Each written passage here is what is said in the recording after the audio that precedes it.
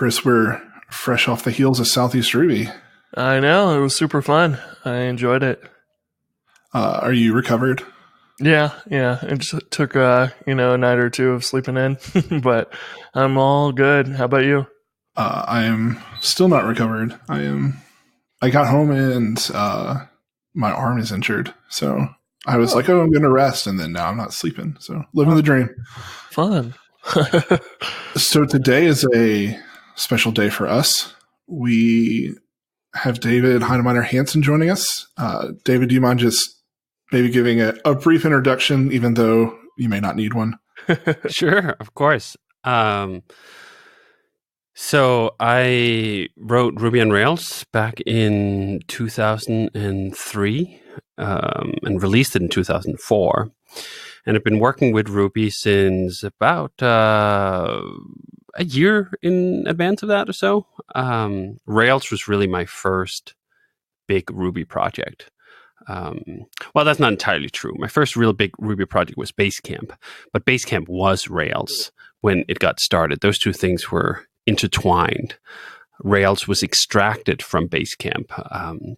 Once I felt I had something that could be packaged up and shared with the world. And then before that, I was not really a programmer in the sense of thinking of myself, this is a career that I want to pursue, and this is just something I want to do for all time.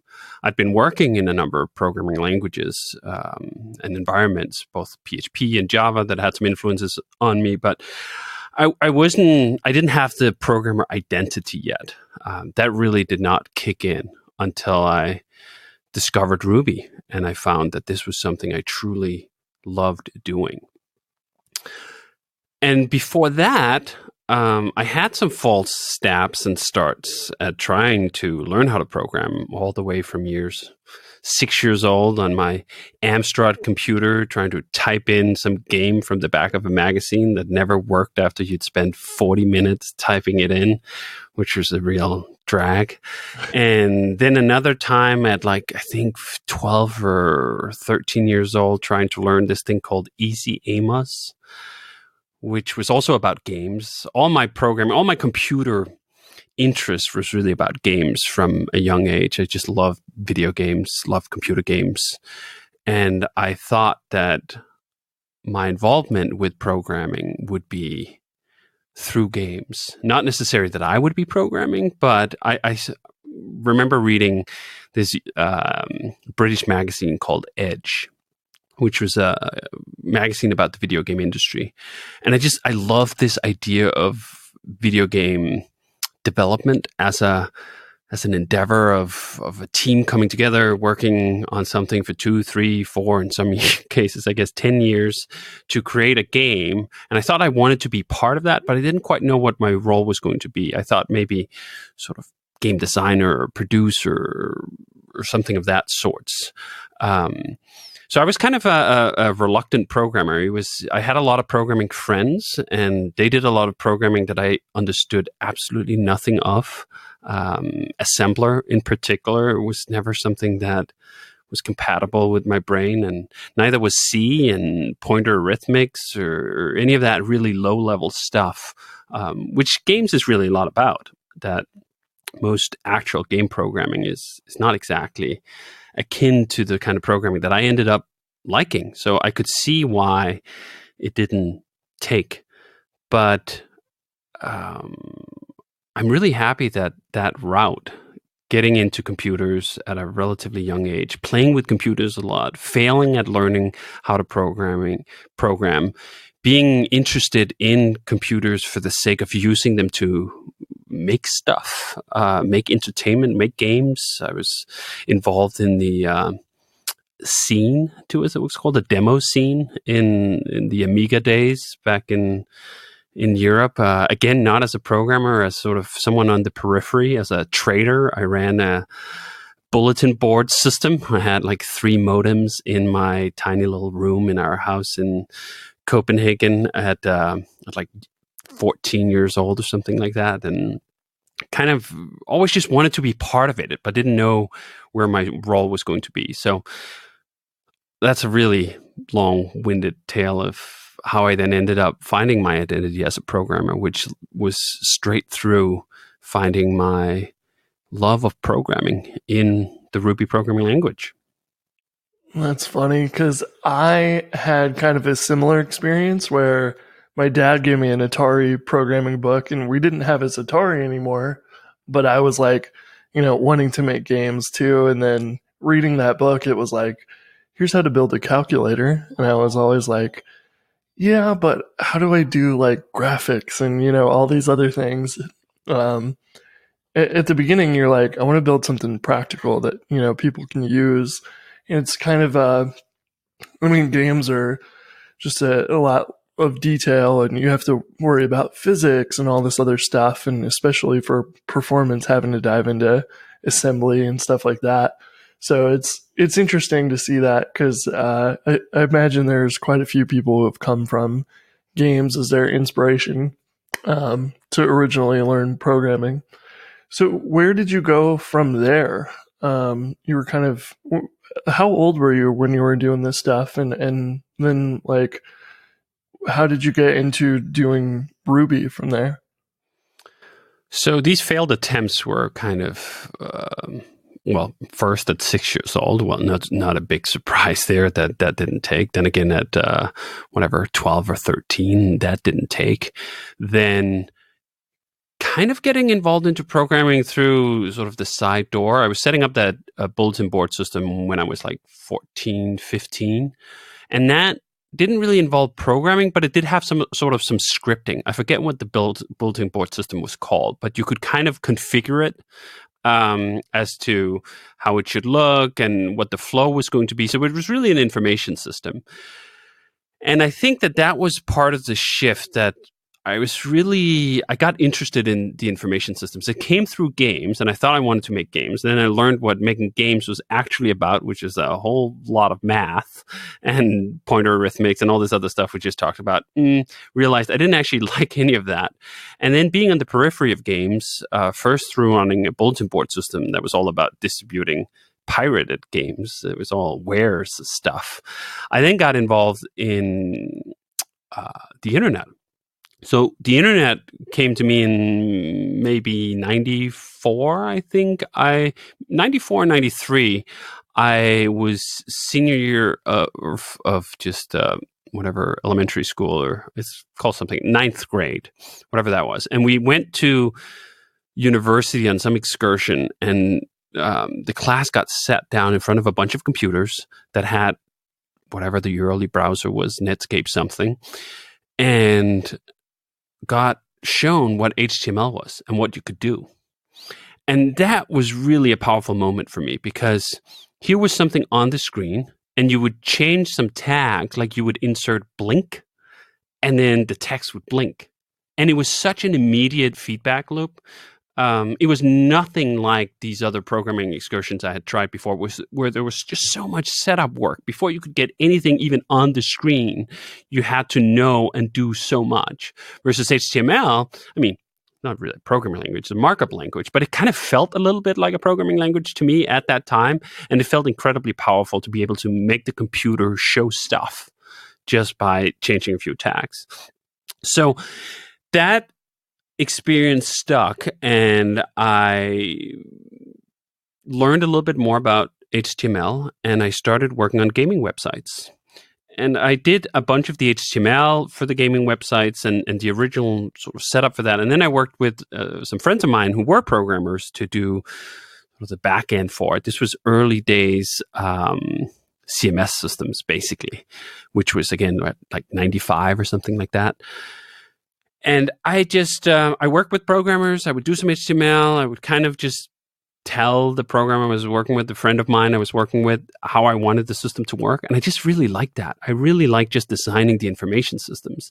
And that was how it eventually just became that I was a little less connected to the gaming world, or I kind of grew tired of that in some extent. And then what I was left with was this appreciation of information systems. And that was something that I really just found fascinating. And again, it's fun, like how do you get interested in the things you get interested in? If you just say it like, oh yeah, I love information systems, like that sounds so weird. It's easy to understand that a kid likes video games, perhaps a little harder to understand that a kid would like information systems. But so it was, and I kept pushing that, and I pushed it in all sorts of different directions. I did a bunch of front-end work. I worked at a programming shop for a while doing front-end quote-unquote programming, which was basically some JavaScript and some JSP, the Java server-side pages, which is basically a template language for this community software shop in Copenhagen. And then I kind of just got more and more into doing some PHP for myself and got proficient enough that I guess it counted as being a programmer. Even again, as I said, I didn't see myself as that. And I used that finally to get my first real programming job, which was for Jason Fried, who is my business partner at Basecamp now, and someone I've been working with together for 18, 19 years. So in that sense, my story is kind of short in the sense that there's this short preface, and then there's Basecamp and Rails. And that's basically what I've spent my entire professional career doing. Yeah. That's awesome. When you're doing PHP, what year is it, or years? This is let's see, 97 was probably when I did the first stuff myself. So 97 to 2002. Okay. I did some PHP. I was basically learning PHP over that time. I would do small tweaks to other people's stuff, and then I would start writing more and more of the stuff myself. And then by the year 2000, I worked on another Danish gaming site called Daily Rush, which is actually still around today. And it only just stopped running the original code that I wrote in 2000 about 2 years ago or something like that. So it had a pretty good 16 or 17 year run on some PHP code that I and a friend wrote back in 2000. But that was the first sort of big system where I wrote a material part of it. And then I used PHP for some other side projects in the following years. And then the first big project with Ruby was Basecamp and Rails. Wow. So in 2000, I was 10 or 11 years old, and I didn't get into programming till I was probably in my late teens, early 20s. So I have to ask a question about when you're doing PHP, and I guess even other languages, is the concept of a framework, for the web, even a thing yet? No, not in the PHP world, at least. Where it was a concept and where I was deeply fascinated it was in the Java world. There was, right from the get-go, when I got involved with Java in, let's say, 2001, Struts, which was sort of the original web framework, was out in the Java world. And the Java world just had a bunch of awesome ideas about frameworks. And again, this is based on partly my ignorance. I'm sure there were other frameworks before that, and there was Smalltalk, and there was all these other things. But my first exposure to the world of framework and package software in that regard was through Java. And PHP at the time certainly did not have any of that stuff. Or if there was something, it was not widespread, and it wasn't something that I was using. I was building kind of my own little frameworky kind of things. And then it was when I started working at this Java shop, and I got exposed to the Java world and saw all the different frameworks they had for talking to databases, or frameworks for the web with struts and so on. I really got interested and thought, these are some wonderful ideas. What a shame they're trapped in Java. And that became really part of the motivation for Rails. Was I wanted to marry those two worlds. I wanted to marry the awesome intellectual castles of Java with the immediacy and the sense of getting something on the screen right away that you would get from PHP. And I thought I found Ruby to be a great way to express that communion that there was both things were possible at the same time. There was a language that really supported building sophisticated frameworks and had a focus on programmer productivity and happiness and immediacy and productivity that I didn't find when I was working with Java. So it really was just I came from those two influences, and they met in Ruby, and the result was Rails. And Ruby was still very small back then, right? Because this was, I don't know, early 2000s. And I remember like at one point I was looking into learning a different language, like a scripting language. And I was choosing between Python and Ruby. And I went with Python because like Ubuntu Linux came with it already. And everybody was like, oh, they're pretty similar, like syntax wise. But that's mostly visual. And so I'm curious, how you ended up stumbling on Ruby out of, all these other languages. Were you already fiddling with a bunch of different languages, just kind of exploring them? Or, what were you up to then? Sort of. I mean, what's funny is I had a friend at the place I was working at, that Java shop, who was really big into Python. So he was really pitching me on Python. And I had looked at Python a little bit. And again, it's one of those things. How do we end up liking the things we like? When I looked at Python, I didn't see something where I just went like, oh man, I want to do that. Which is funny because Python and Ruby in many ways share a lot of intellectual overlap. But it's also very different in other ways. And I just didn't find that appeal immediately with Python. And partly it is, I think, because I have a strong affinity to a visual aesthetic and line noise and how things actually look in an editor, where Ruby to me was just the most pure. And I don't mean pure in the small talk sense that like there's no keywords and the whole system can be described in one modern single principle, because Ruby is sort of the opposite of that in many ways. That it was so pure and simple in just what it could be boiled down to. It was incredibly expressive in a sense that you could make the system do an awfully lot in an awfully little amount of work. And the work afterwards felt like all the characters had meaning. They weren't there to please a compiler. They were there because they were telling you, the programmer, something. And it had been boiled free of all the extraneous stuff. And it's so silly. But one of the things I just have this searing memory of looking at some Python code and having such a strong dislike for underscore len underscore. I think that's what it is. Like forgetting the length of an array or something. And I just went like, Jesus, that's nasty. Like that's just a nasty ward on the system. And like if that's a thing I have to do all the time, like that's a major thing. Again, it's silly in the sense that it's not a rational, oh, well, can this thing solve the problems that I have?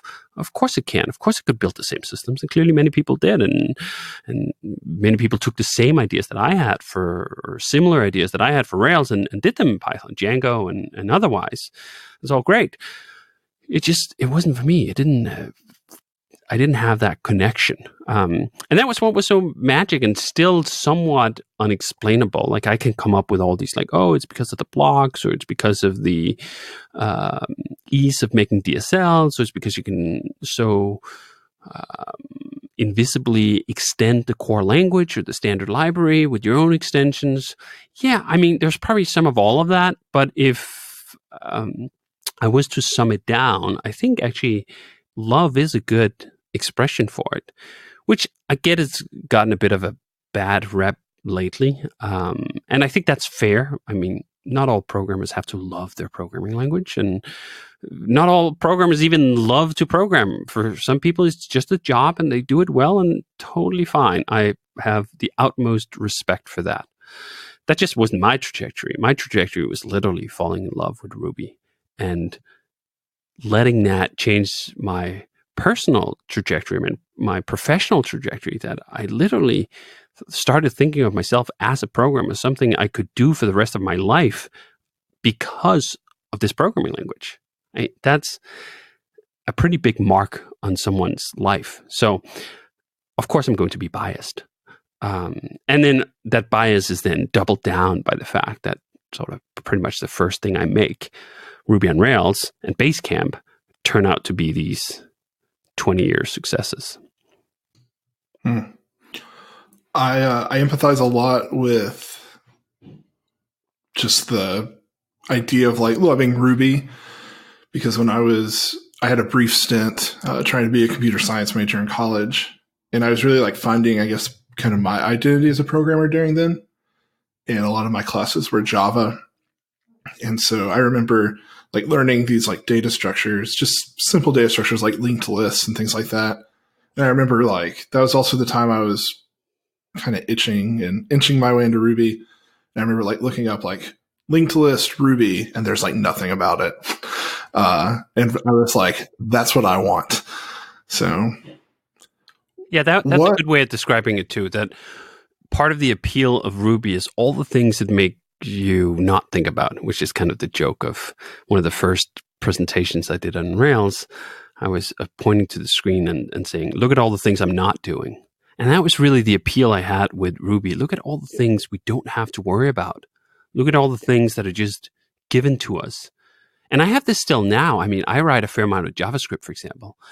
And JavaScript these days is pretty good. I'm actually, I used to be not a big fan, and then there was such a big step forward for the language itself that it kind of feels and smells like Ruby some of the time. And then I'm still just constantly let down by the fact that it doesn't have all the built-in machinery, and you can't make it as nice and succinct as Ruby is. So sometimes it's like I'm looking for something and I just want to use one of the enumerable methods, and I'm like, oh geez, now I have to pull in some library, and like I gotta add a dependency, and I gotta crap. I'll just write it out, right? And then whenever I write it out, I just go like, ugh, and then I get that pull to abstract it, because I cannot look at a piece of code and see abstractions that are waiting to be taken out and then not do them. Like that is incredibly hard for me to do. And I think that deficiency is, of course, what led to the creation of Ruby on Rails, that I kept looking for patterns of things that could be abstracted such that I could boil down the piece of code I was writing to its even barer fundamentals. Nothing sort of auxiliary, no computer concerns, just logical domain concerns.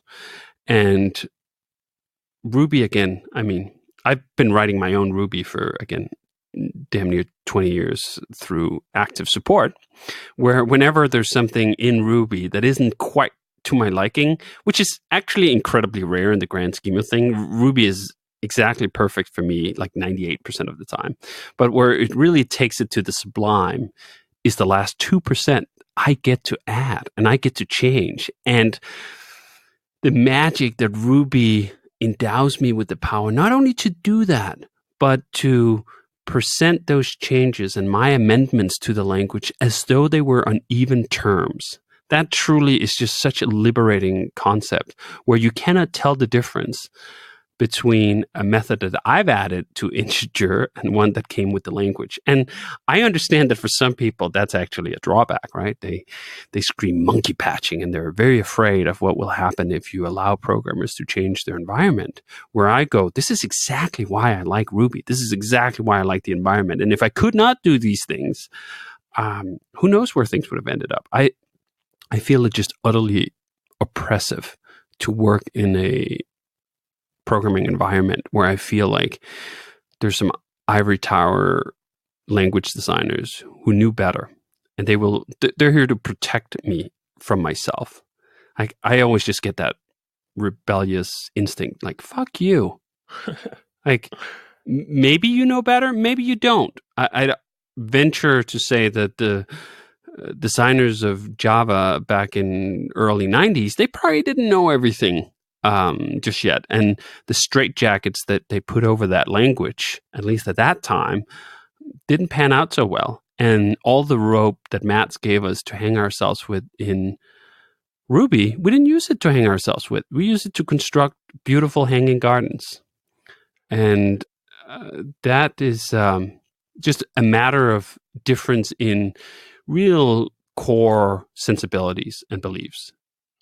Yeah, it's really interesting because like my background before Rails and Ruby was doing Python and Django, and I got hired to work on some Rails apps for a professor of mine when I was in college, and it took me a while to like understand the philosophy, because in Python everything's like there should be one good way of doing things and it keeps it simple, and everything is explicitly imported. And then I come to Ruby and Rails and I'm like, everything feels more readable, and I have no idea where some of this stuff is coming from. But like over time I read the metaprogramming Ruby book and stuff, and it was kind of like pointing out to me that like the philosophy here is like you should be as best you can just absorbed in whatever context you're working in, and so that like extending the language and having no idea the separation between, is this feature built into Ruby or is it in active support? When you're coding, you don't really care as long as you don't have things conflicting with each other. It doesn't really matter, and it helps you stay focused on whatever you're doing, and it reads more like we would speak. And I always thought that was a cool thing, and I've always wondered, why do other languages not support like question marks at the end of the method name or an exclamation mark? Those are some of the like my most favorite features of Ruby that I wish every other language would adopt, and it's just like it appeals to me for that same reason of like, I think that Ruby kind of thinks of programming as a way to communicate with other programmers or yourself 6 months from now, versus like appealing to the compiler because it isn't smart enough to understand things. And that makes it like a really nice language to work with. Absolutely. And it's also one of those reasons, of course, that Ruby itself is, I haven't actually looked at it in the C code, but I'm told heinously complex. Like the implementation of Ruby, even describing the Ruby language in a standard is very difficult. And there are plenty of people who've done heroic work, like the JRuby crew, on trying to boil it down. Like, what is actually Ruby? Can we come up with a formal notation for it?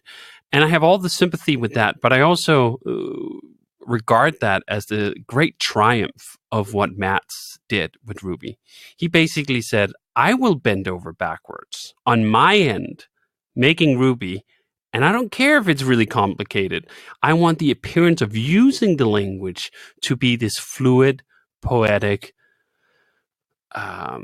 dance with a computer. And that may, the final program that we write in Ruby may look incredibly simple and easy on our eyes, and it may be heinously complex to parse and compile on the back end. That's exactly how it should be. And I find that a lot of programming environments, particularly those prior to Ruby that were popular, had the inverse perspective, that the programmer simply needed to be as explicit as possible and as verbose in some ways as possible, such to disambiguate any potential conflict, such that it was easier to write a fast, performant compiler. And I have no interest in that worldview. Like, that's not why I'm here.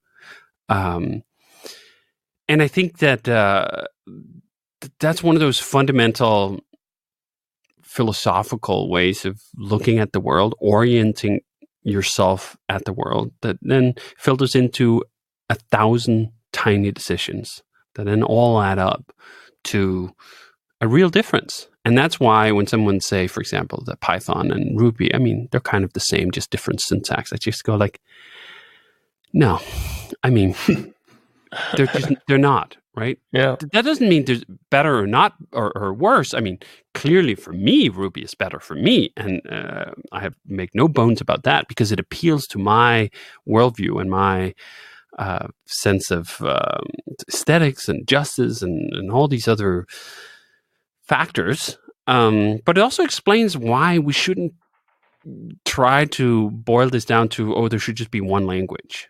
Uh, we need as much diversity in programming language as there is diversity in people and sensibilities and orientations.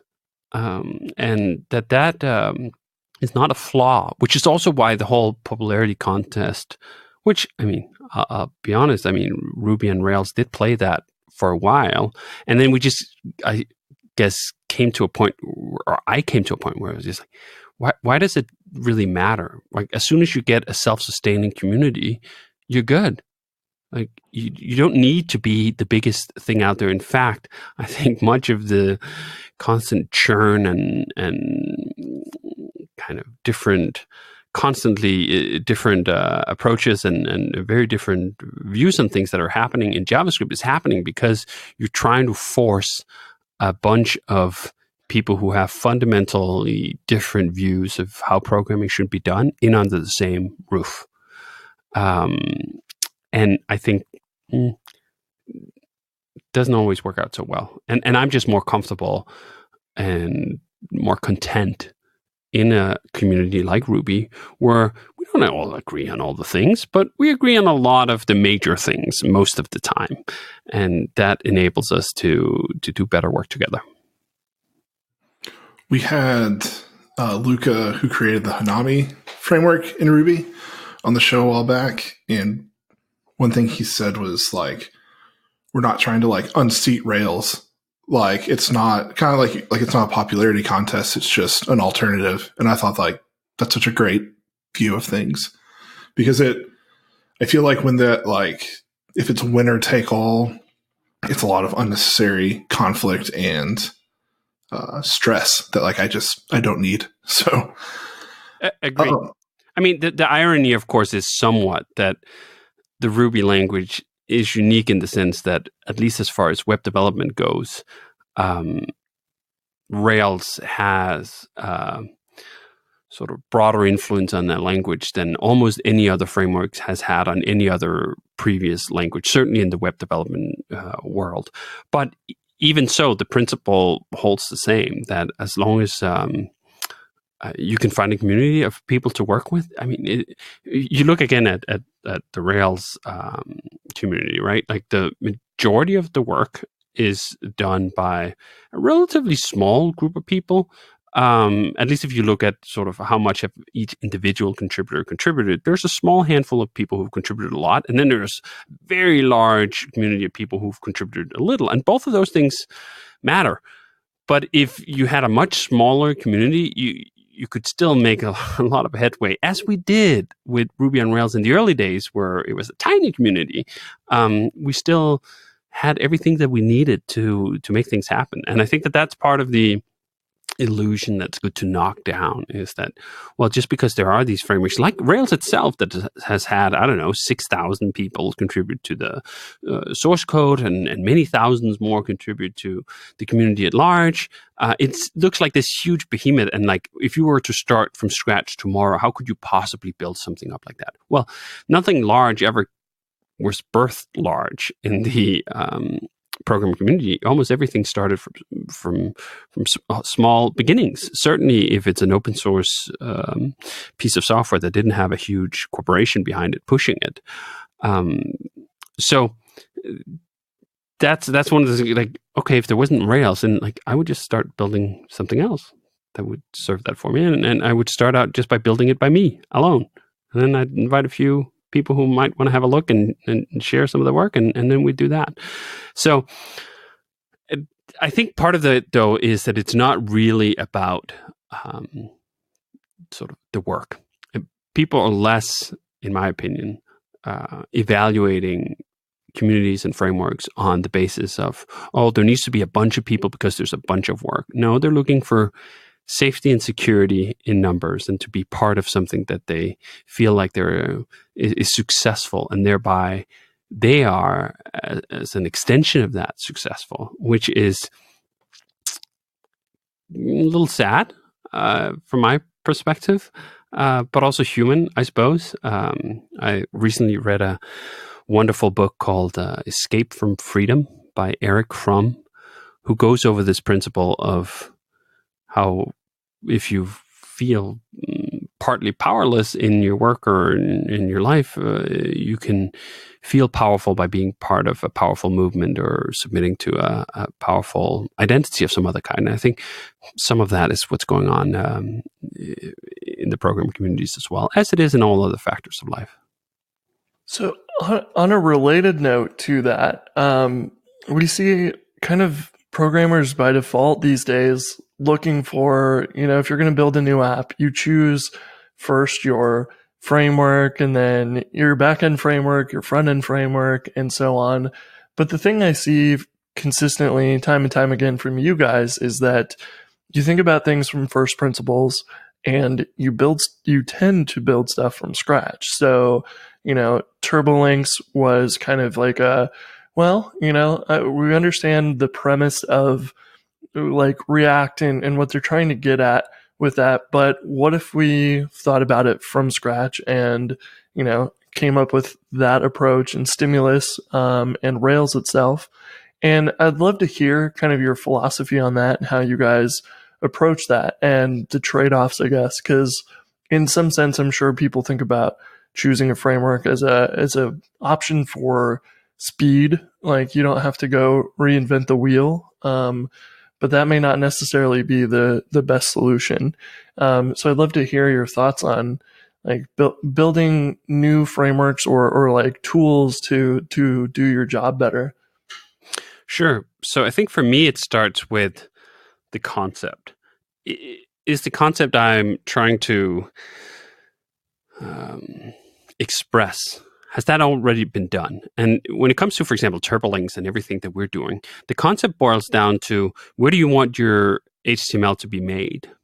And I want to make my HTML on the server with Ruby because, first of all, I find that to be the most expressive place to make it. I have access to my entire domain model. I don't have to treat the whole system like a distributed system.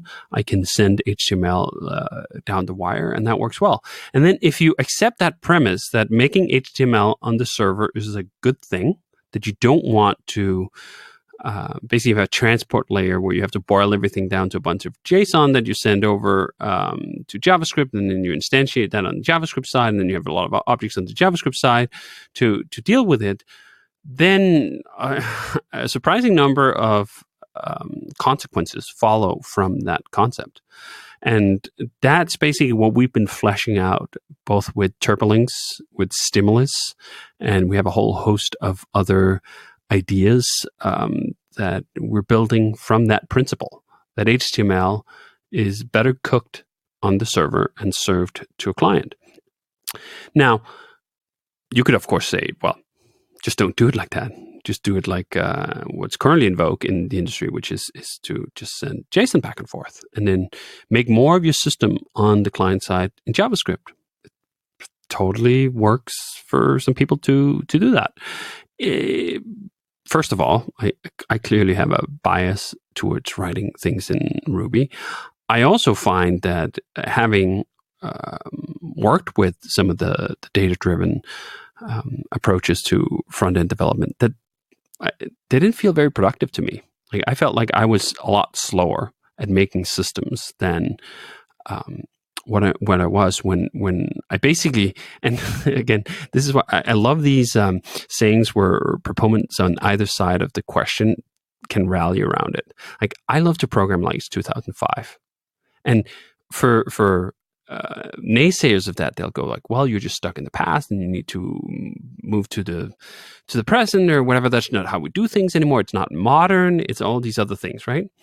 And I look at 2005, which is basically a synonym for pre-heavy Ajax or just beyond sprinkles, and go like the amount of ground we could cover with tiny teams at that time was huge.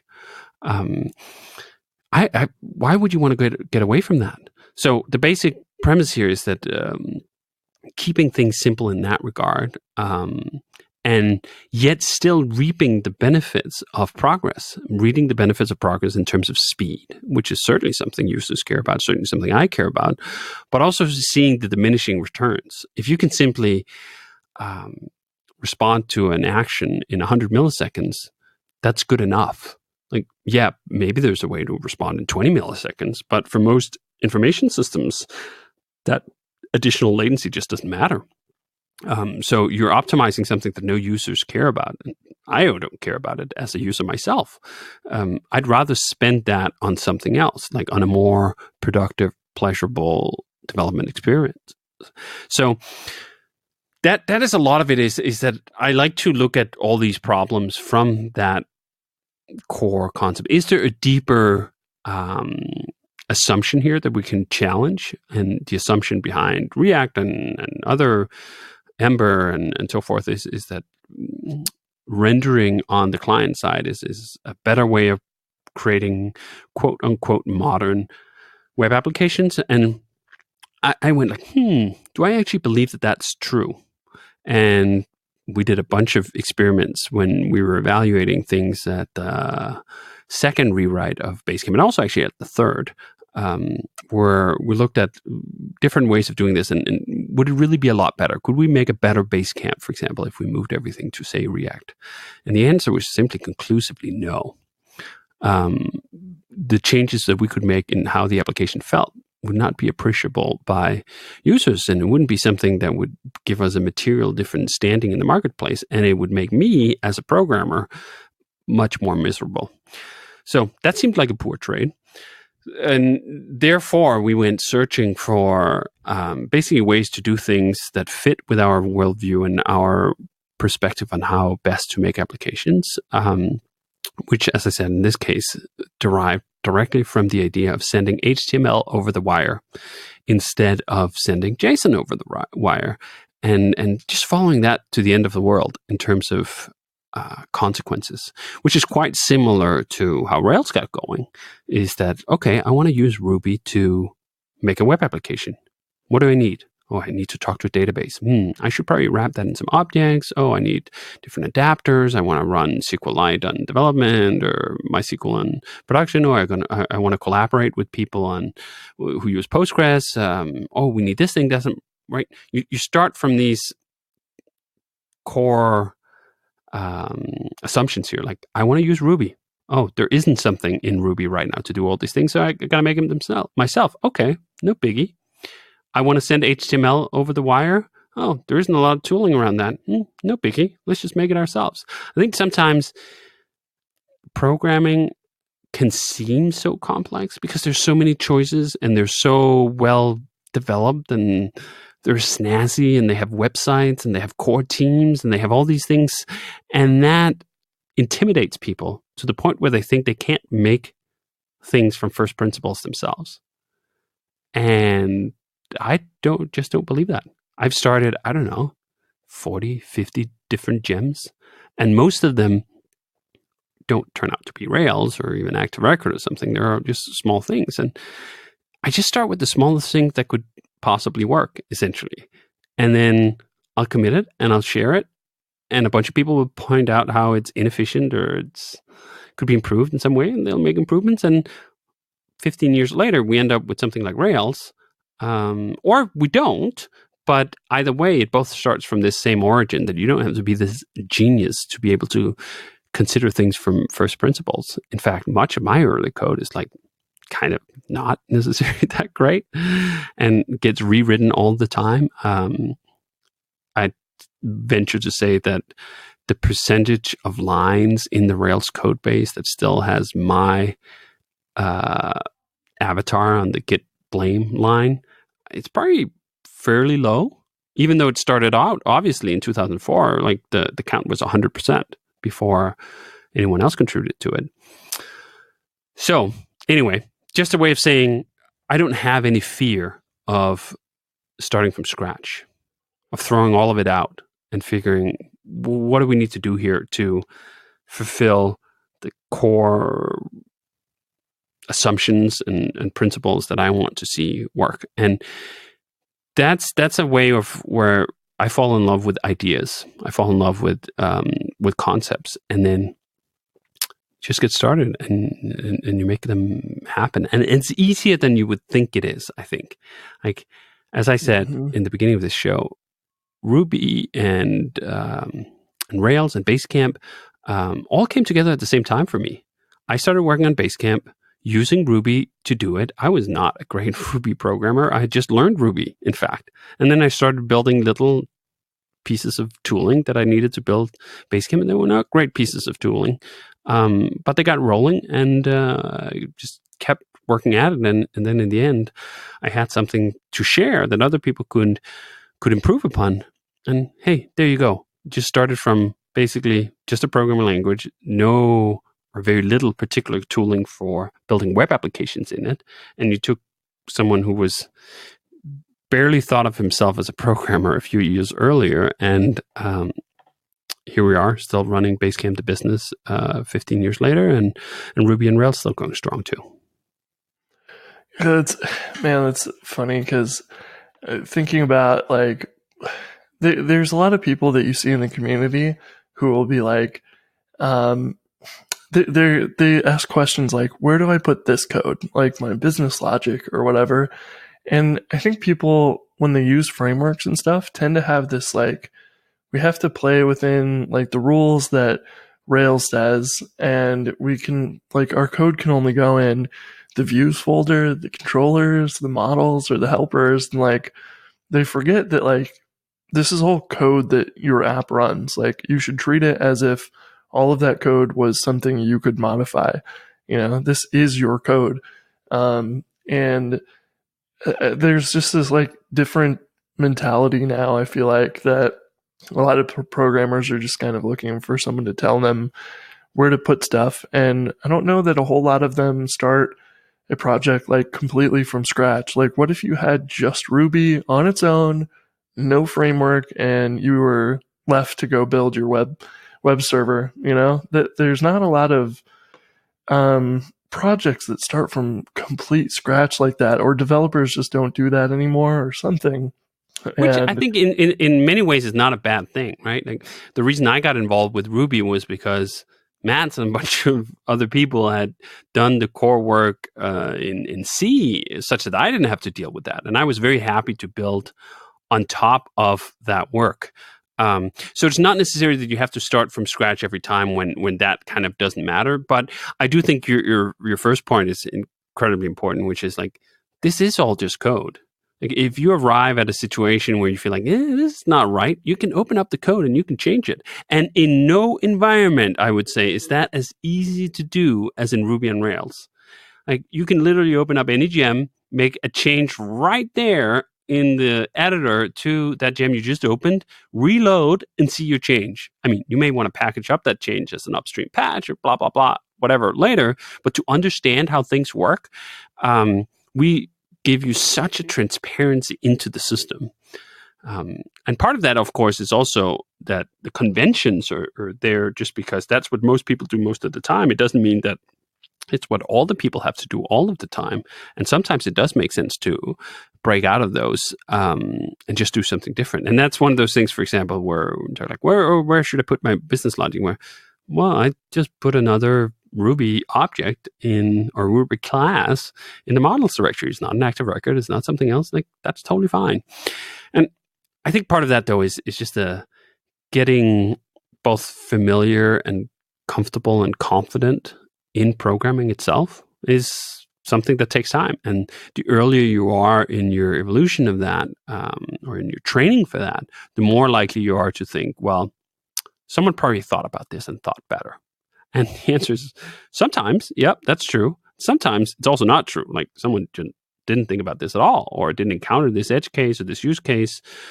So you're the first person who really has to think about this. And sometimes telling the difference between those two can be a little difficult, but it's worth trying, because I think it's also how you actually learn and grow as a developer. When I was starting with Ruby, one of the greatest gifts was the fact that I could just open up the standard library and read a bunch of Ruby code. And I didn't understand all of it, and I didn't have to, but it gave me some bearings and some sense of where to go and a bunch of ideas. And, oh, you can do that? Wow, that's really cool. And I don't know if enough people do that. To me, one of my favorite commands in our whole ecosystem is bundle open. It'll literally open the gem that you're curious about right there in your editor, and you'll see the entire structure and layout of the source code, and you can make changes to it and reload your application and see those changes. Like, that's just an amazing way of learning anything. I do it all the time. I even do it on Rails code sometimes, where I'm like, oh, actually, I wonder how this works. Bundle open active record, search for this thing, look up the method. That's weird. I wonder what happens if I change this. I'll just change the code right there and reload and see what happens. And then like, oh, okay, like that does what I needed to do. Let me bundle that up as a patch and get it in. Mm-hmm. Yeah, I do that for debugging like all the time. Like if it's a gem or if it's Rails or whatever, if it's code that, that I'm using that broke, probably I passed in something wrong. But if I just open up the code, and see where it crashed, then I know exactly like, oh, I, misunderstood and passed this wrong thing in here. Yes. And it just makes, there was a point where I didn't do that. And I see a lot of people on forums and stuff, struggling like, my code broke, help, I don't know what to do. And I'm always surprised by like, there's not this intuition to just open up that code and see it's in the stack trace. It tells you what line number, which file, even inside the gem. Yes. So just go read it, and if not, put a bybug in there. Like if you don't understand it, just, binding.pry or bybug or something, or print statements, and you'll be surprised how quickly you can learn Rails or Devise or any gem that you're using. It is like, one of those eye-opening moments. I think if you've never done it before, you're like, wow, I have all this power now. And it was always at your fingertips. You just didn't realize it. And it's not even just a beginner thing. I still do all those things. I still put in tons of put statements to print stuff out. I start the debugger all the time. And as I said, I bundle open all the time. So once you get into this habit of this is how you learn how things work, then you'll continue to use that habit for the rest of your career.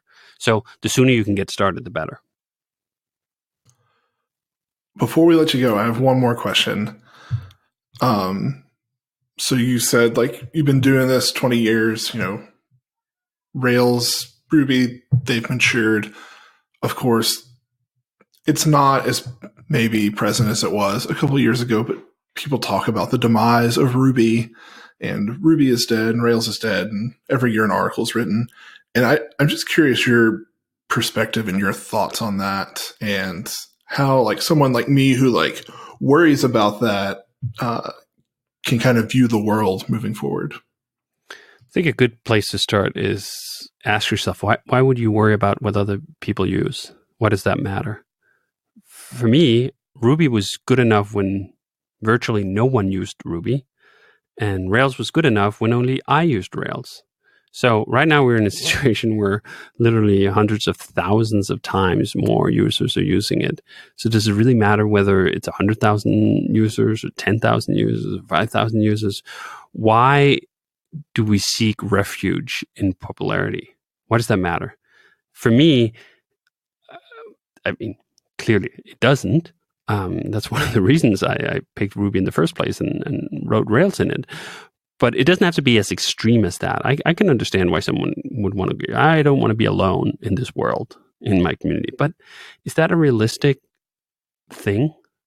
I talked about Java being dead as kind of like a rhetorical poke back in like 2004.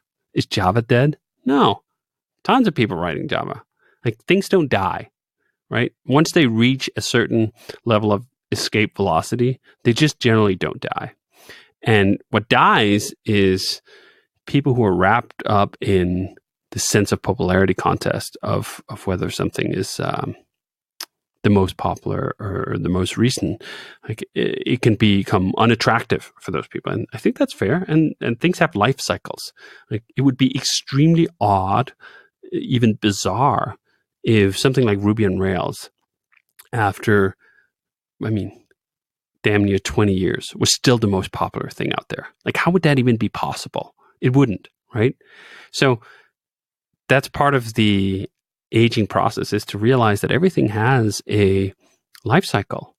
And once you reach the life cycle of escape velocity, as Ruby on Rails has, clearly as Java has, as lots of other environments have, it's fine. Like, don't stress out. It reminds me of someone who's in their 40s and they're constantly thinking and talking about their 20s. Like, you're living in the past. And for what? You're trying to hold on to something that was. Trying to hold on to the fact that Ruby and Rails was the hottest thing ever in like 2007 or 8 or 9 or whatever you pick as your year, strikes me as someone in their 40s trying to look back in their 20s and wishing that they were there. I'm almost 40 now, turning 40 in like 2 months. Do I wish I was 20? Fuck no. Like, I don't want to go back. I'm happy living life forward, whether that is in my technology choices or it's in my personal life. Is that like I experienced things, they were good, and then I move forward. So I'd say giving up on this anxiety around popularity is a truly liberating place to be. I've been reading a lot of Eric Fromm books lately. Another great book on that topic is To Have or To Be. And I'd invite your listeners, if they have those similar anxieties, to dive into that book. It really describes very well of how a lot of modern anxieties are tied up in having, and having sort of a place in the most popular development environment or whatever, rather than being a person who make authentic choices for themselves based on core principles and concepts. Obviously, I think the latter is the place to be. And for me, it's funny. I mean, I look at a lot of other programming languages just to fish for ideas, but and I won't rule out that one day someone is going to come up with something that just blows Ruby out of the water. But in the same sense, I'm not constantly shopping around. I'm not constantly jogging for like, oh, what's the new next hot thing that I can jump to? And not because whether or not it's hot or not hot, but as in a sense of just like, is that something that appeals to the core concepts that I'm working with? Are they improving those in material ways where I want to step out, or what's going on? And what I've found, again, clearly I'm biased and clearly I'm more invested in this ecosystem and language than most other people. So I'll accept those charges. But a lot of what I see is some good ideas and a bunch of regressions. And then I try to see, hey, could we just be inspired by the good ideas and avoid the regressions? Great. Then that's a step forward. Yeah, it feels similar to describing, TurboLinks versus a single page framework. It's like, hey, there's some good ideas here, but if we just take this one nugget of intercepting links and not having to refresh CSS and JavaScript, we get all this benefit, and we don't have to rewrite everything for the front end, and that's pretty neat. And I think, and the great example about that is TurboLinks in the grand scheme has not been a success in the popular sense of what like Ruby on Rails have been a success in terms of like number of developers using this technique. TurboLinks has relatively low adoption, but TurboLinks has been an extreme success for us at Basecamp. It's allowed us to do things and even construct our company in ways that I think would be very difficult to do so without. Partly this is around how the TurboLinks story plays in with mobile, how it enables us to write hybrid applications with tiny mobile teams that allow us to keep the entire company pretty small, even though we have a presence on all the major mobile platforms. So in that sense, TurboLinks is just a roaring success. And you know what? Like, I have a sort of passing curiosity and interest in letting others in on that success. But ultimately, like, it doesn't really matter. It's not like I'm not going to use TurboLinks as a concept, this idea of sending HTML over the wire, whether someone else uses it or not. Like, in the assessment of whether I should use it or not, like, I don't really give two flying fucks as to whether someone else does. Like, that doesn't, that's this idea of going to the core principles and core consideration. Like, hey, this is what we want to do.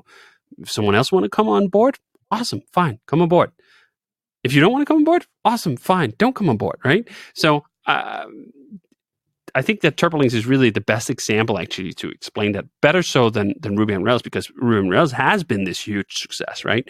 And TurboLinks just hasn't gotten the same traction. And it totally doesn't matter. And we continue to double down on it. In terms of amount of programming hours being invested in core framework development at Basecamp, more hours are going into building Turboling, Stimulus, and auxiliary frameworks around that than most of the time that goes into building Rails. And that's fine with me. Do you think that like people worry about popularity because your perspective is like you're an entrepreneur, you get to choose and use whatever you want, whereas someone who's an employee has to worry about finding a company using the tools that they want to work with, like Rails or, whatever. Do you think that's one of the reasons why people worry about popularity of Rails and stuff like that? Yeah, I could definitely see that, but that to me reflects a very low self-esteem that I think someone should examine in themselves. If you become really good at writing Ruby on Rails because you care about learning how to program and you want to improve, those skills are not that isolated.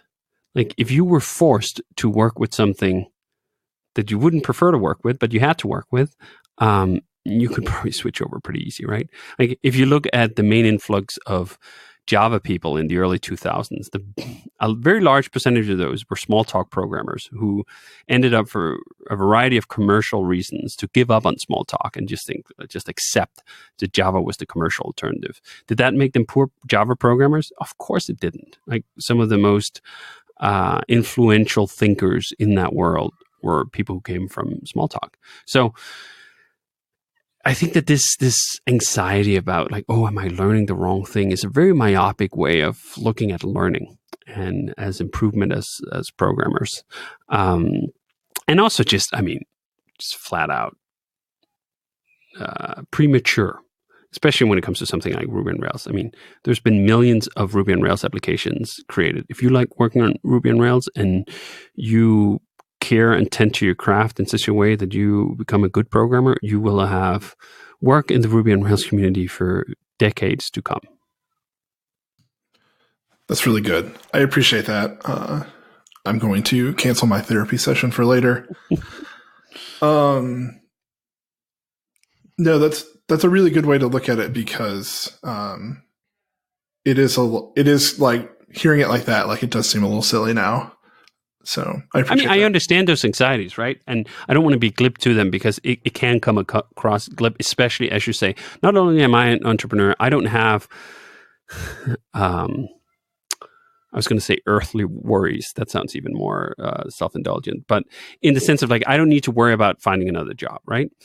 Through my circumstances. But I also, I had to worry about those things when I started on Ruby on Rails. So for me personally, that's not a thing, but I understand those worries, especially if you're in a country like the US, which is just such an incredibly brutal and unforgiving society where you lose your job and all of a sudden the domino effect of that might mean you lose your health insurance and it might mean this, that, and the other thing that truly are life-threatening consequences. I can very much sympathize with people being afraid of that.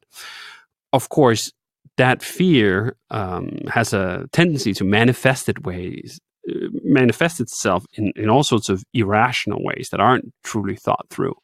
And I think that's worth examining, not sort of feel guilty about having the fear in the first place. I think actually the fear is a rational response to an incredibly unjust and brutal society. But that's another hour for another podcast. Yeah, and when you talk about like skills are transferable, like there is solace to be found in that. For sure. And that's where it's funny, I'm taking both sides of this argument. First, we're saying like, well, Python and Ruby, for example, like they're actually quite different.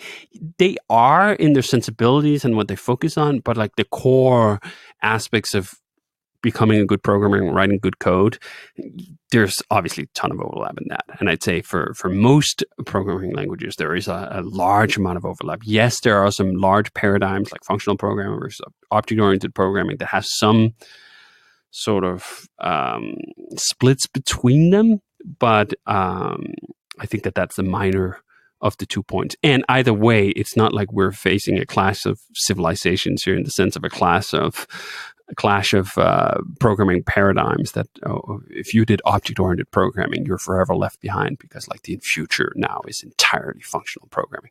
That's just not a thing outside the head of a few Hacker News commenters. So to kind of wrapping up, you have a book that came out last year, and then Shape Up do you consider that's a book? It's online for free.